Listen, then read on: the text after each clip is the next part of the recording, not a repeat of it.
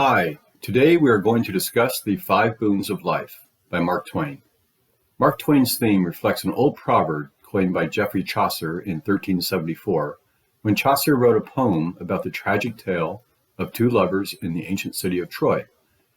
But at the last, as everything hath end, which basically means everything has an end, and this proverb later evolved into there is an end to everything, to good things as well. And today, we simply say, all good things come to an end.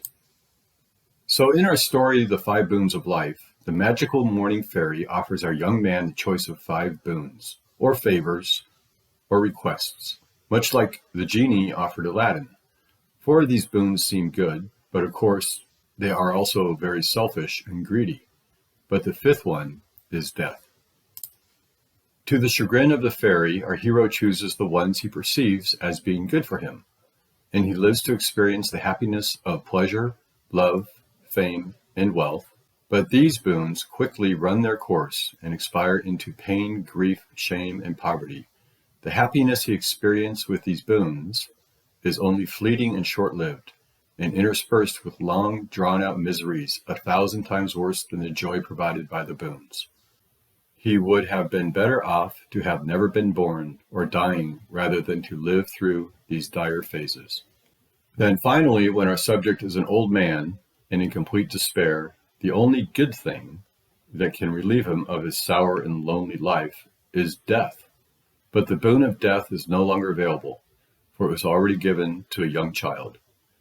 So our sorry old sot will have to live out his life to a ripe old age, which, the fairy admits, is even harsher fate than he deserves. The moral is not really about making good or bad decisions.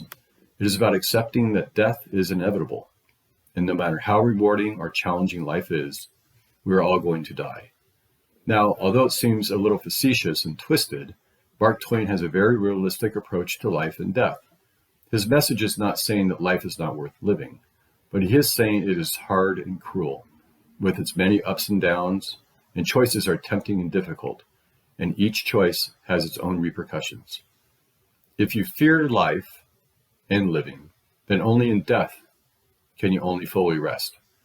The roller coaster of life is frustrating and difficult, and only if you live a wise, full, and honest life, which itself is quite difficult, can you be happy and welcome the comfort of death.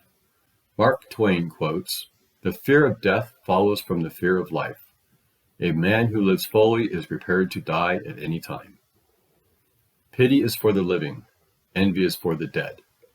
But from Alfred Lord Tennyson, we also learn it is better to have loved and lost than to never have loved at all. And I have my own quote, "The happiest man dies happy." To end with, our morning fairy is simply a parable of an excerpt from Mark Twain's Letters from the Earth. Life was not a valuable gift, but death was. Life was a fever dream made up of joys embittered by sorrows, pleasure poisoned by pain. A dream that was a nightmare confusion of spasmodic and fleeting delights, ecstasies, exultations, happinesses, interspersed with long-drawn miseries, griefs, perils, horrors, disappointments, defeats, humiliations, and despairs. The heaviest curse devisable by divine ingenuity. But death was sweet. Death was gentle.